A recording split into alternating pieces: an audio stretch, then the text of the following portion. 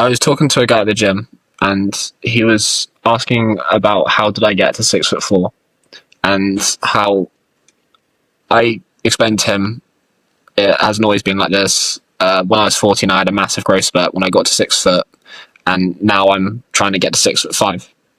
And he was like, well, how do you plan to get to 6'5"? He was quite curious about this because he wasn't massively tall. And I was like, well, I feel like height is 95%, 90% genetic, but there is a kind of 5 to 10% that you can control. And I feel like the guy who dead hangs twice a week is going to beat the guy who's always hunched over. And the guy who eats omelettes and salmon is going to be taller than the guy who doesn't have the right nutrition for his cells and the right kind of calcium for his bone density. And who, one of those people that sort of doesn't eat eggs and is really fussy and eats around the egg, then that person. So those I think I got to were the main two, and this is me kind of hypothesizing without much scientific knowledge. But I also think sleep's a factor, because I think your cells need to kind of reproduce and sort of build themselves to be stronger and bigger, maybe. So, although I'm not an expert, I feel like being a tall person and you being a tall person, we have the right to tell smaller people how to be taller. I don't think that's true. You're chatting out your ass, but carry on. But I think about I think my points do make sense, because if you take someone that doesn't have those, some kid in Zimbabwe who doesn't have the right nutrition, they're not tall, are they? So yeah, give me your thoughts. My thoughts are, I can see the logic of some of the points you've made, but you didn't choose to be tall. That was given to you by your genetics. Your dad is tall. Your family is tall. Height is literally like pretty much fully genetically determined, right? I think we looked at that in biology in A-level, because it was like the example we used for a trait that was pretty much fully genetically determined was height. Your point about nutrition is there because, let's say you can imagine it that when you're born, there's like a genetic capacity for height, right?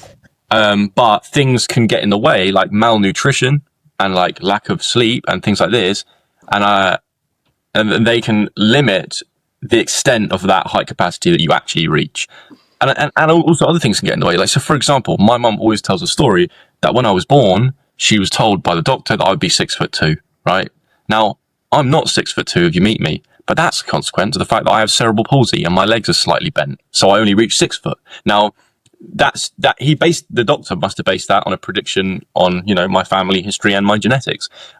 So your point about, eat well, rest, great, right? The posture and height are two different things. You will look taller if you have better posture. But if you're talking to a guy in the gym that is struggling with his height and his small man syndrome, I think he can do as many dead hangs as he wants. Nothing's going to change. No, because it stretches out your spine. Yes, Jake, maybe, but that's posture. That's not height. That's appeared height, right? He might be 5'10" when he's fully stretched out, and he exists as 5'8" because he's got shit posture, but that's still posture. It's not his actual height of his body if he's stretched out.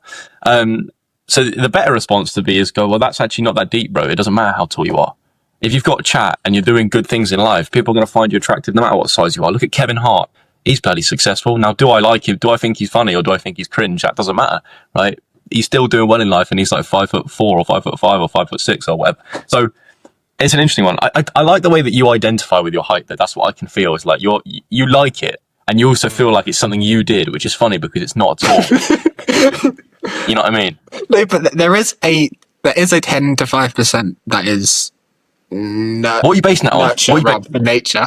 What are you basing that on? Where you got the percentages from? But I think it's extremely genetic, but the absence of the right conditions will prevent that genetic potential. Okay, I've just popped into Google, and the AI Google thing just said 60 to 80% of variation in human height is genetic factors. But I do think it's similar to like IQ, okay? Your IQ is very highly genetically determined, okay? But it's like that the model I posed with the height example, there's like a capacity for IQ that you've got. And if in a case of like malnutrition, or like emotional mistreatment as a kid, or trauma, or loads of, environmental factors like that, the extent that you can manifest that IQ potential is limited by those factors. Okay. So, it's similar, because that's how there's an effect. Oh, what's the name of it? That's like the global IQ is increasing. Global IQ increase. It's called the Flynn effect, right?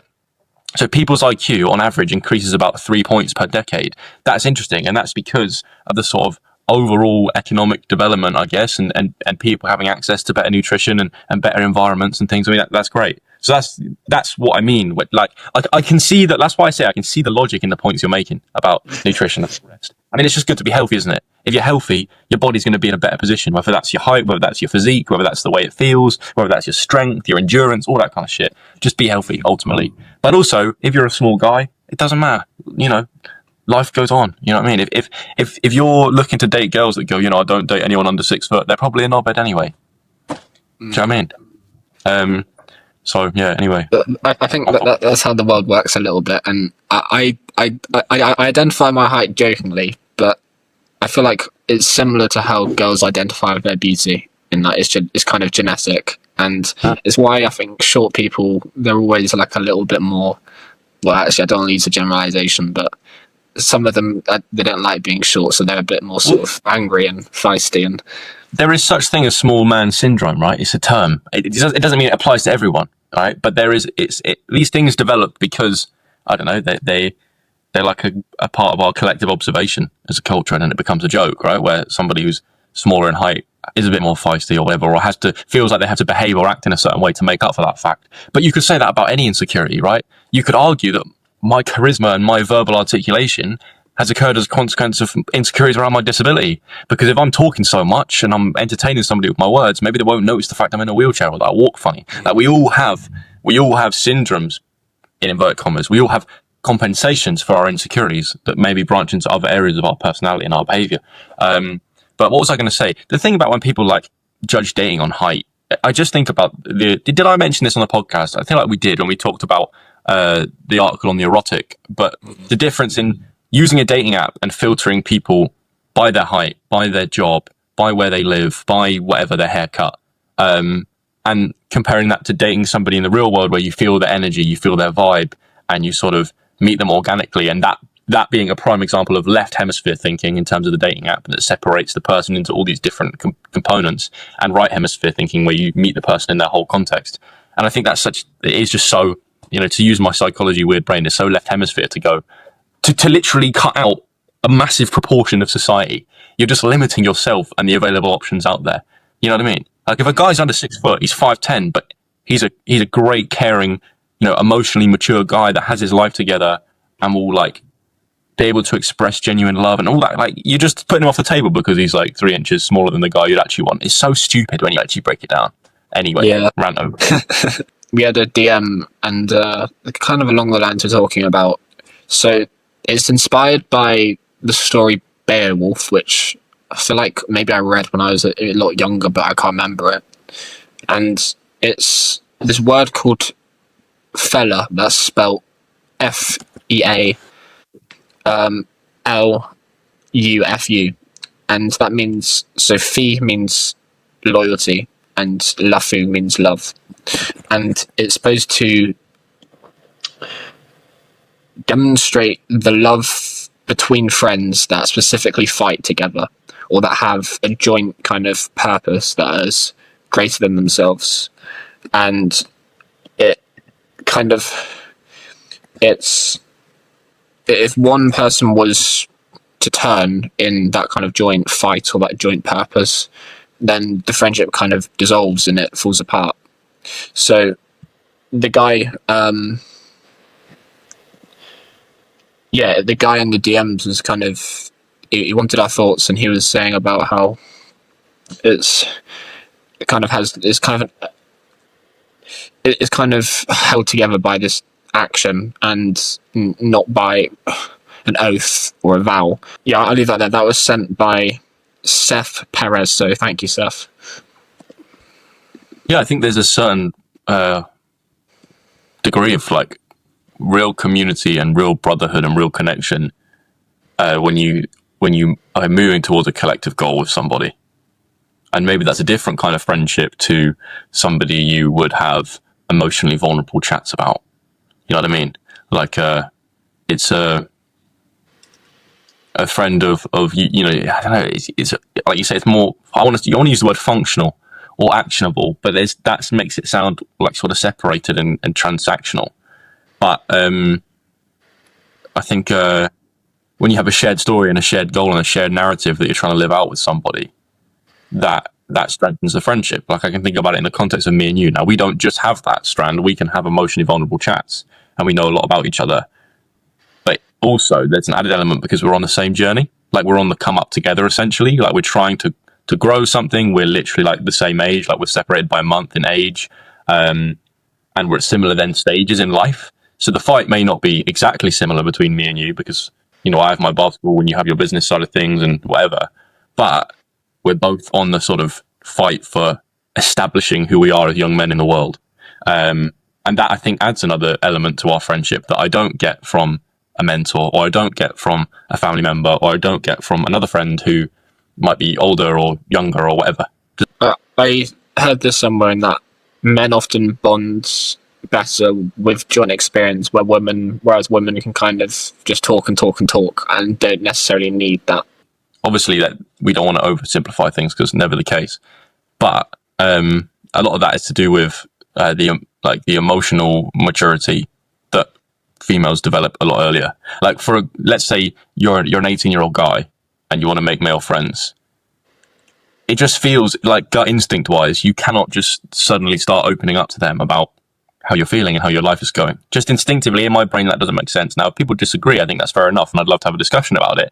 But instead, you might meet your friends at work, or you might play like 7-a-side football on a Saturday, and then while you're in that action, in that mode, you play football with that person, you have a great time, you have a laugh, then you might go for a drink, you might have shared banter, whatever, and then you may get into the more emotional thing, like strands. But I think it's because the feminine is more in touch with the emotional world, with the spiritual world, with the informal parts of society, that it's more in their nature to discuss those kind of things. Now, this is not based on any science. This is literally just my own observations and my own gut instincts. But like, for example, I'm a bit more of an emotional guy than like many of my male friends in school.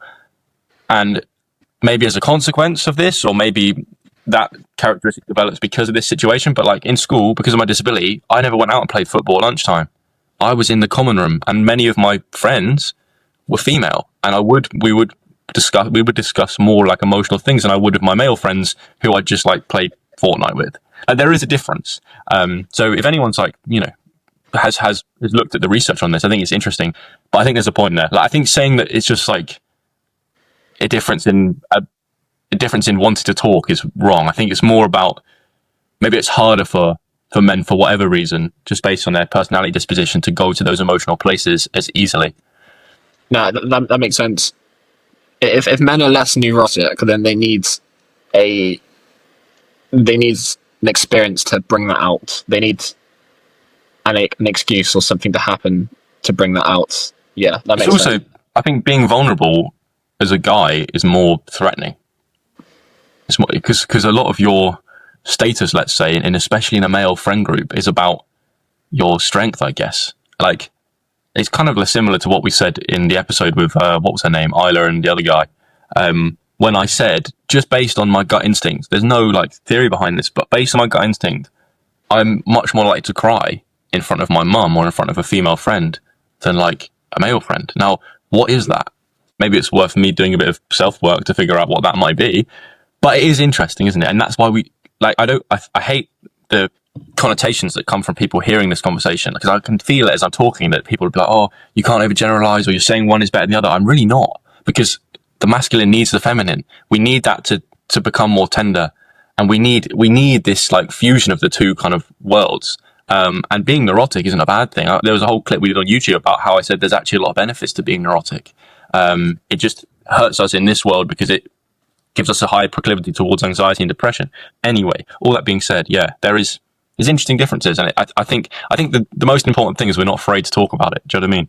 I've got a an interesting experiment to talk to you about, and I wonder if you know it or not. So it's by an Italian psychologist called Giovanni Capito, who published a paper in 2017, and he basically took a load of participants and got them to stare at another person's face for 10 minutes. And the results were that 90% experienced hallucinations or distortions of their partner's face. 75% reported seeing monstrous or inhuman features. 50% reported their partner's face morphing into their own. 15% saw a relative's face instead of their partner's.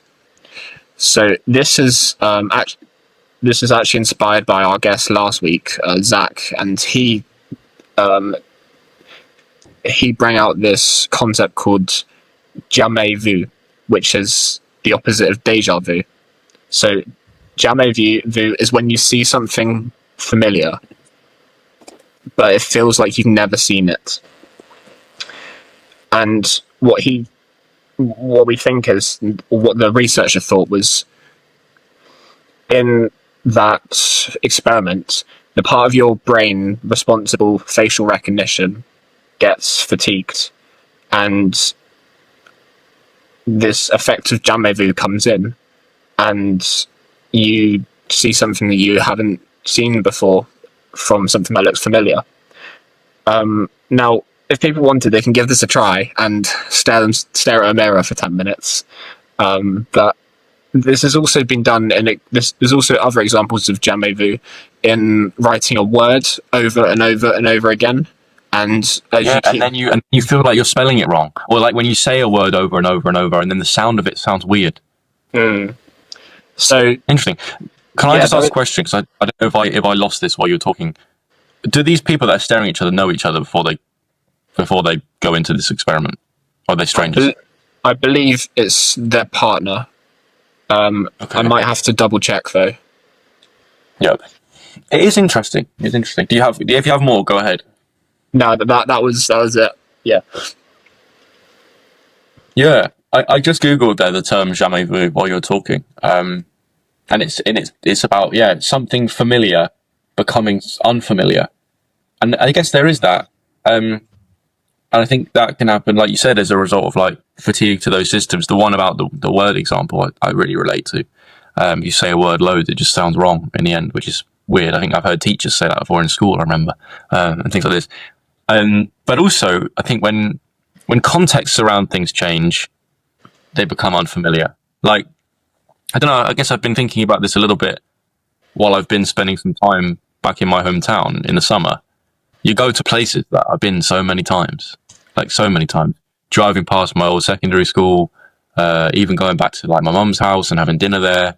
And it's like, I grew up here. I lived here for 18 years. I went to this school for 7 years.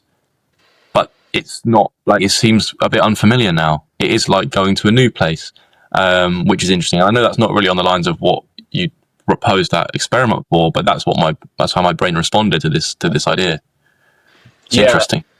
Well, I think that's the right thing to do, is take it and try and apply it to other things, because the going home example, maybe the first day you go back, you get this is that place that's had this function. But a week later, you're like, I kind of don't really fit in here, and how has it changed in that way? And the energy of it feels maybe a little bit off, not like how I used to remember it. So maybe there is something with the longer you stay, the more distorted it is. But here's another one that's interesting. It's on similar lines. That the other day I've been training like very infrequently over the last few weeks, because this is my off time, but like when I'm bored, I'll just go have a shoot around. And I did the other day, and I went to the leisure centre that's like 15 minutes from where I stay in London, where I did so much training in the build up to Brazil. And it's like, while I was training, this thought hit me that like all that crazy stuff happened in South America. I did this whole tournament, and you know, all the live streams are there, and it's like immortalized in time and in memory, and through the footage that tournament happened, and I did that thing and whatever. And yet I still come back, and the leisure centre that I've always trained at is still the same. And all that stuff that happened to me is irrelevant to the place of the leisure centre. The basketball court's still going to be the same. The floor's going to still feel the same. And it was kind of a nice, humbling experience that it doesn't matter what event I go and compete in, where I train on a regular basis will always just be like the bare roots, like basketball, hoop and court that I trained on previously.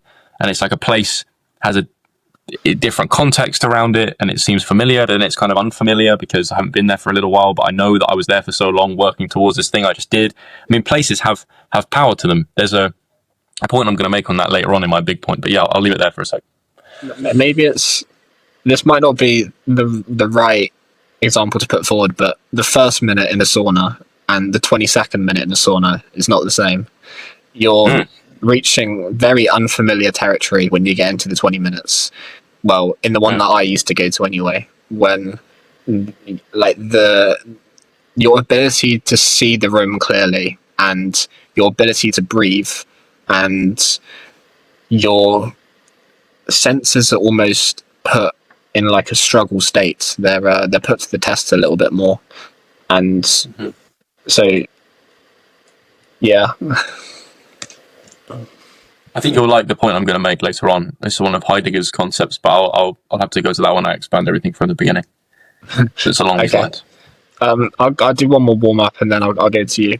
So I've got a time theory, and there's it's one I think it's a time theory that resonates most with me. So it's by Terence McKenna and it's called Timewave Zero. Now it's kind of it's quite complex, but I've understood maybe a part of it, and I understand that enough. So basically, time isn't a straight line; it's a rhythm, and the rhythm is building to some sort of crescendo. I think Terence refers to this in the general population, which I think is more debatable, but I think it makes a lot of sense to the individual. So it's almost like every day kind of has a rhythm. Some days feel more stretched, more deep, more at a different frequency. But it's like we have a season of life that's at one pace, and then the crescendo part is like something significant happens that changes the pace, and so you have a kind of shift in awareness, which leads you to go to a different rhythm. And I think the important part that I think about is it's cyclical. So it's a loop that continues to kind of evolve. You go to one rhythm, you have a crescendo, then you go to another rhythm, you have a crescendo. And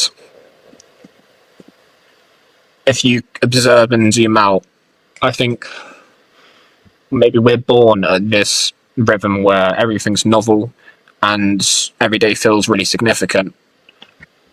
And so every day you're having constant crescendos, but as you age and you become more routinized and you're more kind of in a similar rhythm and there's maybe less changes. So yeah, let me know what you think. I like the notion that subjectively, like in how time feels, it is rhythmic. Because even though the seconds pass the same, no matter what you're doing in an objective sense, you know, if you're in a state of flow, if you're doing something that's really engaging, it's like the rhythm speeds up at the time. And to you, the seconds pass by without you noticing. But then there are also times where if you stared at a clock, or you're in some sort of different brain state, different meditative state, or you're doing something that's boring, maybe, I guess, time will go slowly. And it's like the beat of a drum, and it's kind of, it builds. And, you know, it's weird for me that days where I train, say, or days where I have a fixture, they fly by. Because, you know, once I'm at the venue, I'm doing my warm-up prep, like put my basketball shoes on, I'm doing my prehab, then we do a team warm-up, then we play the game, then there's everything after the game, the stretching after the game, shower after the game, like that. It's like 3 hours, but it goes like that. because in each moment I'm so like dialed in, and the intensity of the situation makes me do that. It is like the rhythm of time is going at a faster pace, and then maybe the drive home is where everything slows down again. So I like that. I like the idea of that. Yeah, that time's like a drum beat, and it plays at different speeds depending on what we're doing. Just from subjective level, and these builds into the crescendo, and the sort of teetering down into the relaxed. Because like I feel like neither rhythm is better than the other. I guess we like flow, we like things passing. We like time passing when we're doing something meaningful. But then when maybe you come to go to bed and you're sort of doing some sort of evening routine, or you're just settling down to sleep, you want to be slowing that rhythm down. So they have different speeds, that utility, I guess. I have written down here, what do you think is a good way to think about maybe the balance or the ratio between your routine and spontaneity? How do you think we should work? How should we structure the two in our lives? Well, the balance between like structure and routine and spontaneity, you mean? Yeah.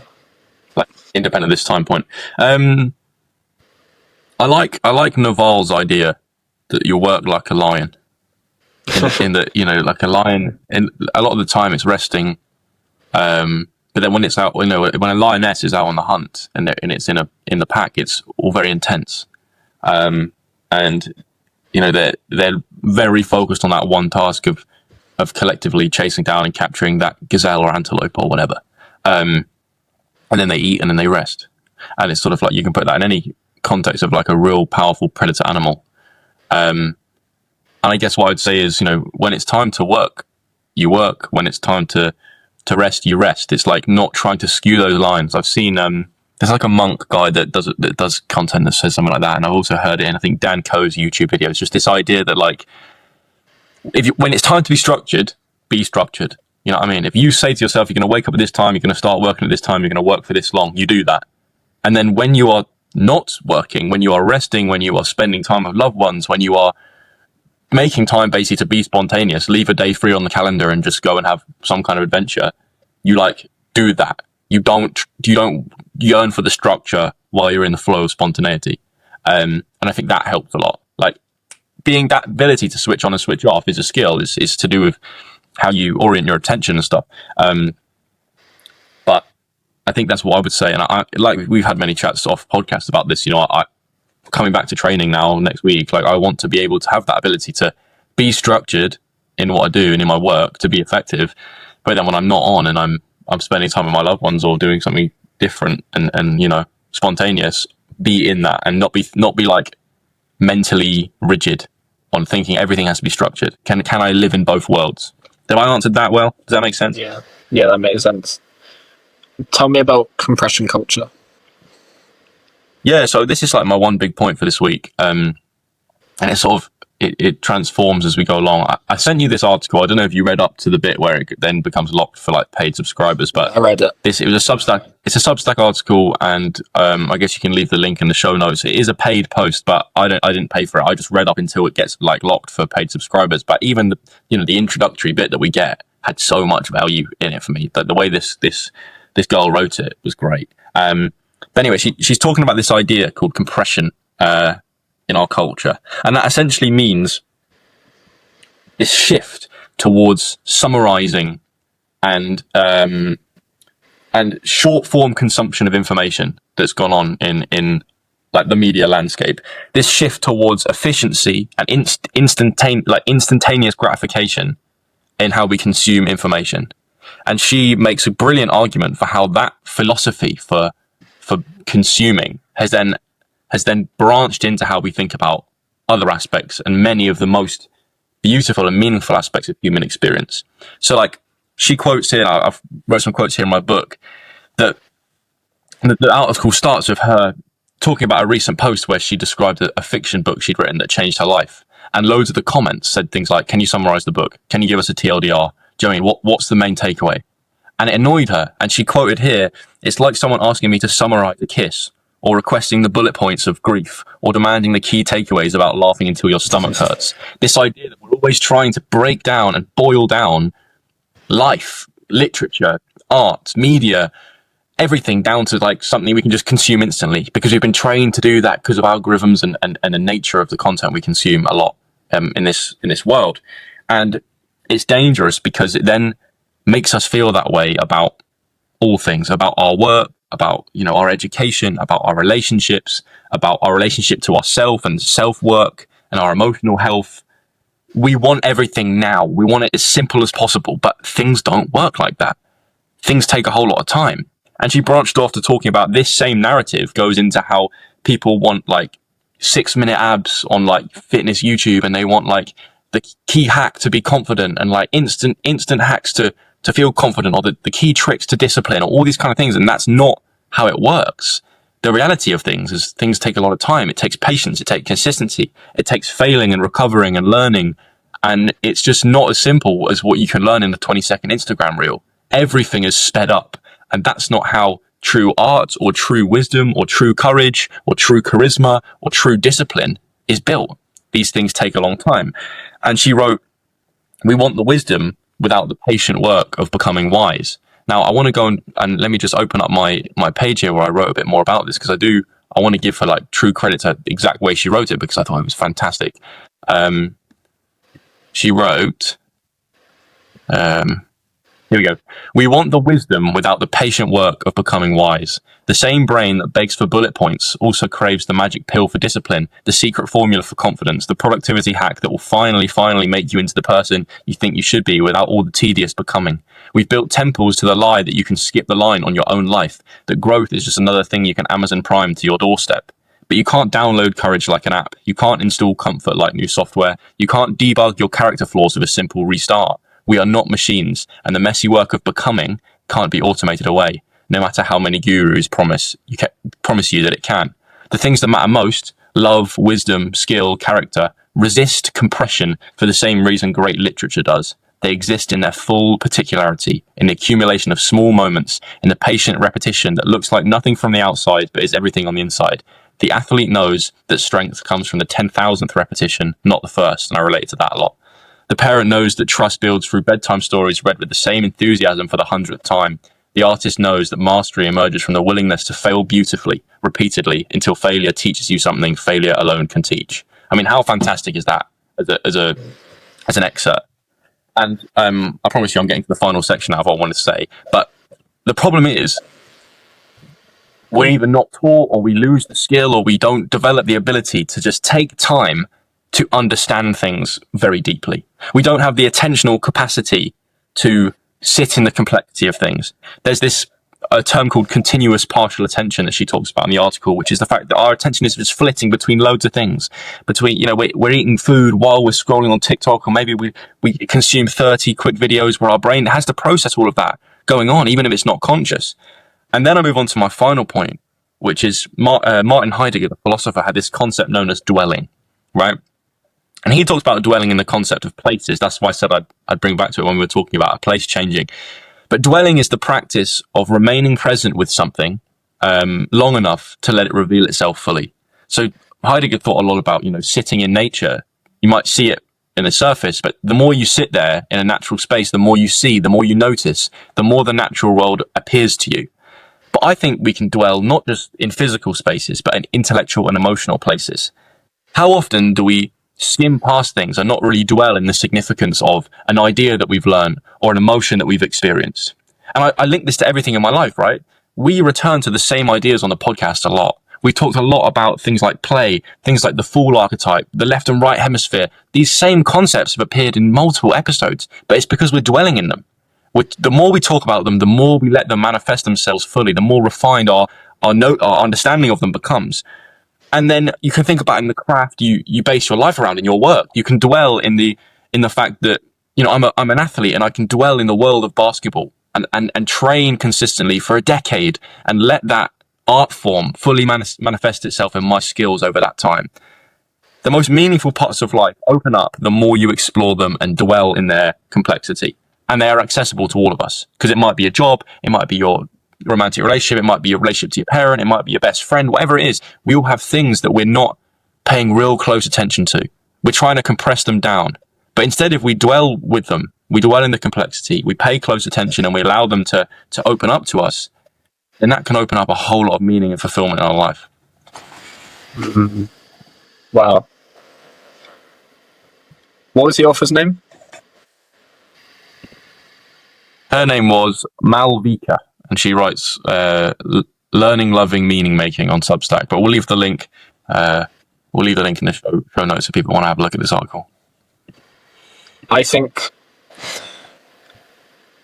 it, on the surface, it makes sense to squeeze the value out of things, but often the result,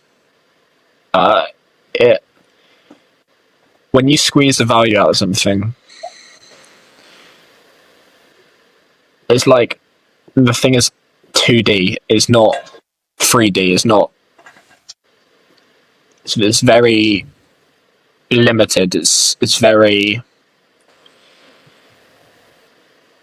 It's like you know the thing without having to do the work to do the thing, and it makes sense. It really does make sense to squeeze the value because it's going to be the highest leverage of your time.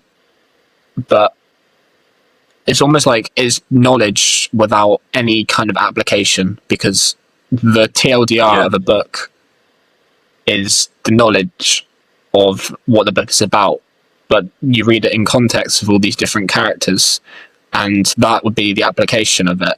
And so then I think it forms why we have a lot of people that are maybe unable to start something, unable to sort of follow their dream, because they have just never applied anything they've learned. They've just, in the spare time, in the content that they consume, they know it. You could talk to them about it, and they'll come at you with a kind of an automated answer without much thought, but it makes it really hard for them to then transform and apply that. And as you were listing examples, I thought about get rich quick schemes and why are they alive? Do people not realize that it's not going to be the result that you're sold to? MJ DeMarco says, don't buy a get rich quick scheme, study how they sell it to you. And it's even, I suppose, if it was to work, it's not the process of getting rich. You're not inhabiting it as like fully. You don't understand all the complexity, and so I don't think they do work really. So then you kind of pose the solution as this idea of dwelling, which I do like. And the context of us, I think of Jordan Peterson thinking and about the same ideas for 2 decades, and why he's able to back those arguments up without much prep. He knows it because he's thought about every single different argument about it, maybe, or every counterpoint, and then the counterpoint to that counterpoint. So we need to dwell on things and, I guess, eliminate the compression. Well, I think when we boil something down, we kill something in the meaning of it, and we may retrieve the information, the summary, but we don't get the wisdom and the meaning of going along that pathway by ourselves. I think a literature example is so true. Imagine if you read Harry Potter just based on the blurbs on the back of the book. You're not experiencing it. And this tendency to do this, if that branches into our lives, it's a wrong way of thinking about things. I mean, your ideal, your business example, right? It's like, imagine if somebody wins the lottery, okay? and they just get that money instantly dropped into their bank account. That's a completely different world to making it in business and putting 2 decades into something and failing after, multiple times in a row and struggling to get things off the ground, and like all that personal experience, all that wisdom you'll gain is just put to the wayside when you win the lottery and the money's just dropped into your account. It's like mistaking that all it was about is the outcome, and that's not the case. And in like the fitness example that she like briefly mentions in the article, is like, if you think that you get in good shape by like eating superfoods like blueberries and like doing 10-minute ab workouts, then you're not actually going to go through the arduous process of like showing up to the gym 3 times a week every week for 5 years and go in when it's like raining and it's winter and you don't want to and you're tired from work. There's like so much complexity within things that we just want to gloss over. We just want the summary. We just want the surface area. And, it's like mistaking the map for the territory. That's one line she uses in the article. It's like, imagine, like you said, right? Go on. It's like learning the skill, but not the meta skill. Yeah. Yeah, it's like, just take it. I'm a guy that I like depth, right? I like depth and complexity. And that's why I see that in things, and I find so much meaning in this podcast, because we get to talk about something deep that we've observed, maybe from something mundane and small. We see the layers underneath it all. And so I would hate to live my life just seeing everything so surface level. Everything, there is so much. That's why I think Heidegger's point is so true. There is so much deep depth in everything. And if you don't dwell with it, if you don't sit with it, if you don't allow it to fully manifest itself, you don't give it that time and you don't remain present with it, then you're just leaving so much on the table that you could access, because you don't have the attentional capacity to just sit with things. And, it's like I thought about it myself and I'm like, well, that's why, like, trying to summarize a podcast or conversation that we do into a 20-second clip, people just misunderstand it, because they're not dwelling with like that hour-long discussion where me and you have like 4,000 times and have just danced around the point and then come to this conclusion, and it's like a tennis match where we're going back and forth bringing in ideas. They miss all of that. And so it's summarized into a 20-second clip of me saying something, and it doesn't make much sense. And that's for the same reason. It's like we're trying to live our life through 20-second clips rather than hour-long conversations. We're just trying to pick out what we can from things without truly dwelling with them. And, the people we admire most, the historical figures that have done amazing things in whatever field, the athlete, the artist, the writer, whatever, the innovator, the entrepreneur, they have all sat with their craft for thousands and thousands and thousands of hours. And that's why they've discovered new things, or they've invented and discovered a new pathway towards growth and innovation, is because they've just dwelled in that practice. And it's like, I think about people who start a podcast and do 3 episodes and then get bored because nobody listens. And it's like, well, that's, you're trying to make a podcast because you want people to listen to you. That's stupid. We are dwelling with the idea of just having a conversation every week and trying to figure out how we view the world. And that's completely different. And that's a path of wisdom, and that involves patience. So, I think the TLDR of a book doesn't have any meaning to it, whereas reading the book is actually quite a meaningful experience. So yeah, the last thing I would add is I think you are taking away the meaning out of it, because it's just another fact. It's just another thing you think you know, but you don't really know. Yeah. Mm-hmm. Yeah, it's so left hemisphere. It's so just trying to break it down into what can I gain, what can I grasp, what can I functionally use. Whereas the meaning of absorbing yourself in the narrative, that gets lost. So yeah, I may expand on this point in later weeks, but I'll leave that there for now. I mean, if people are listening to this, they're probably more dwellers because they're listening to a 4-episode podcast. So well done to the guys that are doing the right thing. 100%. I wanted to ask you about a concept that we talked about off the podcast. Basically, I kind of wanted to talk about overachievers, and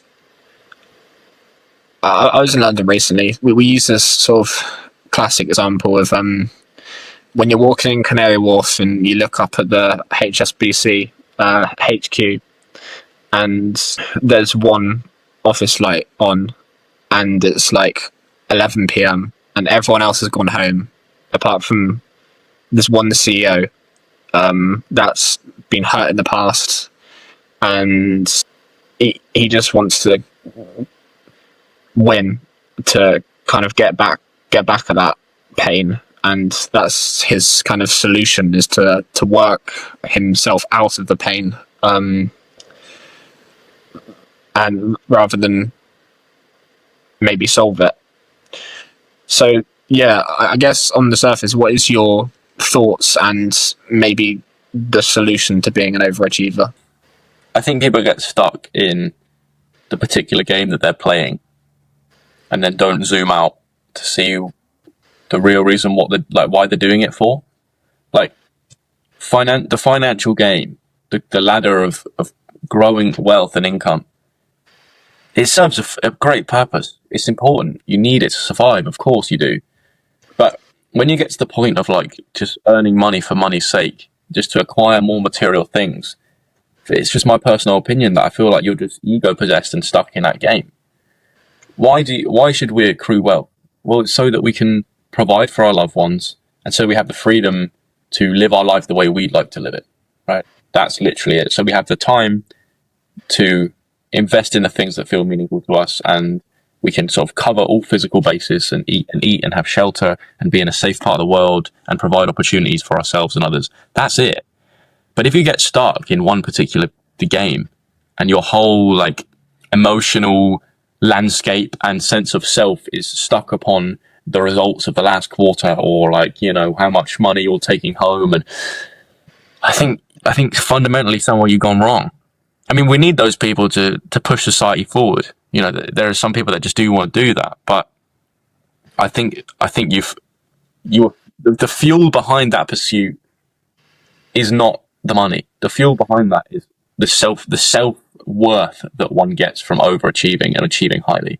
And we have to zoom out sometimes to see what we're doing it for. And if we leave other meaningful things on the table, like families, like our children, like our sense of self, like, you know, our investing in inner peace over just more material gain or accolades and achievements, we're gonna look back on our life and see that we left a lot on the table that was actually really important. So yeah, what do you think? I think it's a really deep reality. When you do look up at that one light in the office, it's like, but I kind of do, like, I kind of understand that guy. Like, it's revenge. It's like trying to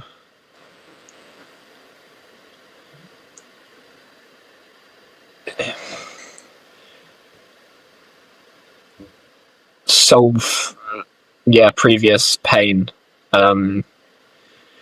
And what I think, I heard this quote by Seneca, I think it was, and it was, it's not the man that has little that's poor, it's the man who craves more, or who always craves more, that is poor.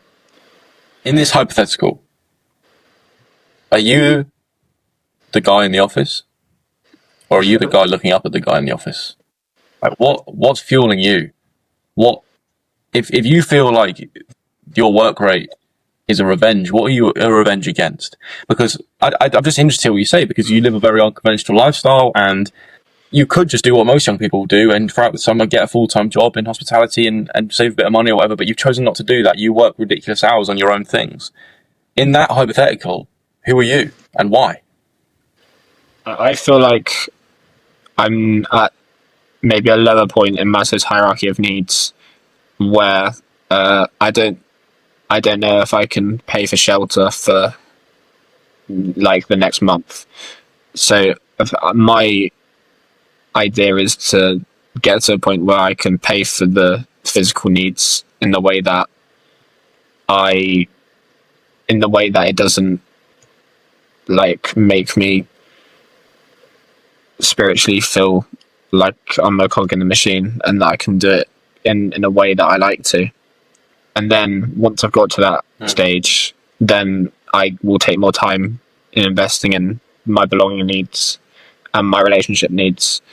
So maybe I wouldn't say I'm the CEO in the office. I'd say I'm in the office and I'm always kind of at that risk of needing to get a result. Otherwise, I might be fired. You're on thin ice. Do you feel like you're on thin ice? Yeah, a little bit. And I mean, you said to me the other week about how I need to think about my business pursuits as a privilege, and it's quite hard to do. But I think you are right. Yeah, I think it is. I think it is hard. Hypothetically, I just want to say before you go into this, because I think it's a good point. It's like, hypothetically, you could move back home for the summer. You could have not got this house this early or whatever, live rent-free at your parents and worked like 40 hours a week somewhere. That was a path you could have chosen. You chose this path. In a way, you did. And I know it's hard to sort of feel that, but it's true. Yeah, but that's that's the attitude you gotta accept. Kind of like I was talking about Cain and Abel last week. It's you have to take responsibility and change. I think the biggest reason people are atheists is because they've been hurt in some way, and we had on. I remember on your post about you had a post about God, and there was this one comment that was like talking about how this guy was working in the supermarket, and he saw this mother and two children basically struggling to pay for food, and her card kept declining, and he was like, put one piece of whatever away and try again. And eventually she kept trying until she was able to get this bag of pasta and something else. And he was like, in the comment, he was like, I find it really hard to believe in any good when I see stuff like this, when this person maybe doesn't deserve to struggle, and it's tough for them. Yeah. That's just retelling that story. It hurts me. Yeah, like my heart sinks, and like I understand that all like everything on this podcast we do and everything we talk about, we're so privileged to talk about and think about. Like, it's so easy for me to sit here and waffle about, how I feel when I interact with reality, and or universe nudging you in the right direction, and there are larger powers than us controlling things. And of course, like, I am so biased by the position I'm in because of that. And it's kind of what we talked about with Zach last week. Life isn't fair. It's terrible. And if I pondered on it too long, I'd get so upset. Genuinely.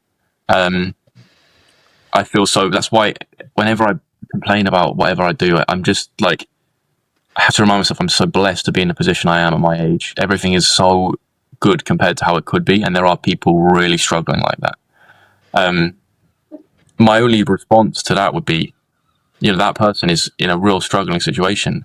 But if somebody helped her out, let's say, okay, hypothetically, now let's say this didn't happen, obviously, but if somebody came along and offered to pay for her shopping, right, then that person doing that good deed, they would be possessed by the spirit of good. That's what I mean. Now, it doesn't mean God's not this person that's going to distribute luck and fortune equally, because life isn't fair like that. And it's not like, this is why my points on God are difficult to understand, and even to myself, I don't really fully understand it. He's not the guy in the sky that shoots luck down at people. It's the force that moves through everything. It's the force that makes you grow to 6'4". It's the force that makes trees grow. It's the force that keeps the sun rising in the morning. It's the universal natural force of everything going on. And that doesn't mean that it doesn't have a will, I guess. It just, I don't know, it's complicated, man. because that's such a good comment. Whoever commented that, yes, it really conflicts with what I was thinking, and it hurts me to hear it, and intellectually it challenges me. But that's a good comment. It's a good comment. It's a critical comment, but it's a good comment, and it's a good point. And what do we do about that? God, I'm just one guy. I don't have the answers. I'm just talking on the podcast about things that interest me, and that's a real world problem. So I feel that Maslow was so right. He was so right. You know, You said a while ago about this concept that your life isn't about you. I was thinking about it the other day, and I was like, well, what is it about then, if I could kind of summarize it? And it was put quite nicely in the Republic about how your life isn't about you, it's about the weaker party. So does medicine look towards the interest of the body or medicine itself? And it'd be like the body. And I mean, does the captain give the order with his own interest or the interest of the crew? And it'd be like the crew. Does the parent prioritize the child or themselves? The child. So all of these examples are the weaker party. And so then your life isn't about you, it's about the weaker party and, yeah, helping the person in Sainsbury's. you could put it you could put it in better words and go, your life is about giving back. Now, you owe it to yourself to have a good life. You should strive to do things that interest you. But if you're not giving back in whatever term that means, if you're not giving back in terms of supporting your children, if you're not giving back to your community in some way, then what's the point of it anyway? You know, when I make that point of life just not being just about you, what I mean is it's not about just constant striving for instant personal gratification. That's a terrible way to live life.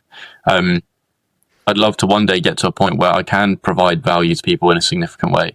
I can inspire. I can give, because I think that's the only response to feeling like blessed and privileged is, how can I use it as a source for good? I'd like to think I'm the kind of person where if I was in the same self-service area as that lady, I would offer to pay for her shopping. I'd like to think I was that person. And I think that's the person we should all aim to be. And those, I don't know, they're real things. It's real. Shall I go into more theological arguments, or do you want to know about Jung's complex idea?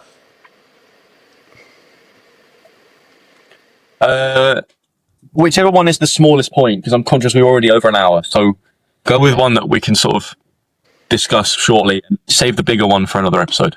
Okay. So this came from the James Hollis book, that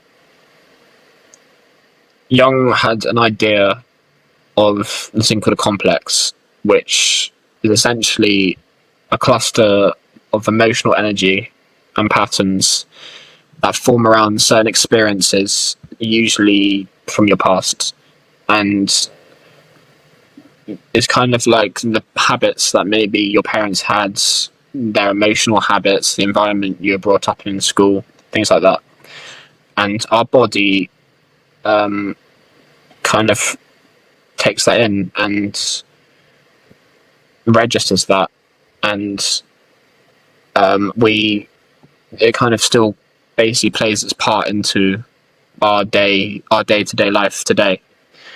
A good way of thinking about it is you can ask yourself, is this amount of energy being expended in excess of the requirement in our situation? And if so, is that something to do with something that's happened in our past? Is that our complex at work? And you can also test this. Oh, if I disconnected.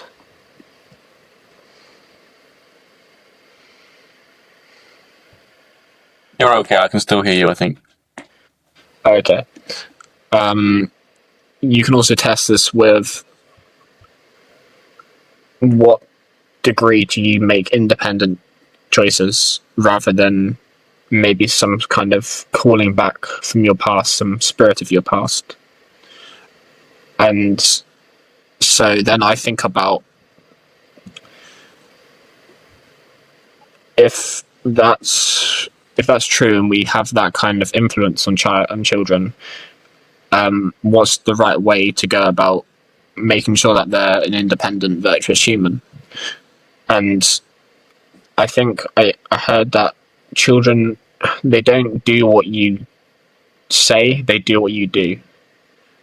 And if children 0 to 4 is the most important years, and it's like every year above that, maybe they're slightly less impressionable and more independent.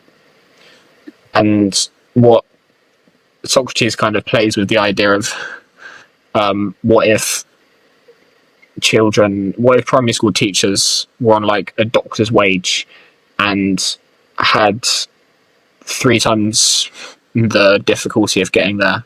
Would that be really good for society if those younger years are really like done the best they possibly can? And he also asked questions like, how should we go about education in the early years? And he said a well-governed society uses myths and stories that are told, and they portray gods and heroes, and they're all morally good and virtuous. And there's a lot of kind of argument about what needs to be in this, and it needs to start with fiction, and then it goes to non-fiction, and then you can go to more kind of subjective poetry and other arts as they get older, because that's what's sort of most right for the brain of a child.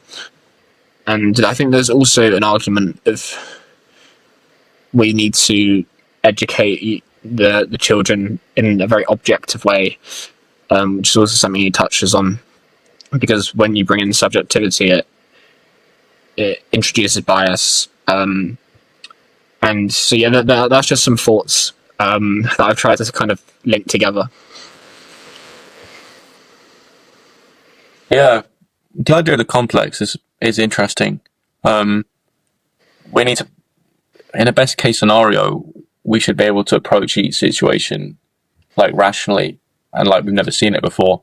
But so many cues from outside, pressures and situations just stimulate like parts of ourselves and patterns of behavior and emotion that we've developed from so long, and they're elicited by a complex. Yeah, very true. And this idea of like trying to keep children away from these complexes as they develop is so important, like providing a nurturing environment for them, and allowing them to explore themselves and explore the world freely and not be constrained or maltreated in any manner. But it's a difficult job to do, that sort of balance between freedom and constraint, and pushing them towards a path but not pushing them too much that they feel like you're holding them back and all this kind of thing. But I think you want to guide them to discover the world and themselves on their own in many ways. You don't want to influence your children too heavily. You want to sort of, like you're not controlling how a plant grows, but you're providing the nutrients and the sunlight and the water for it to grow, if that makes sense. But yeah, it is the interesting point about the primary school teacher thing. And that idea that kids learn by imitation is so important to understand.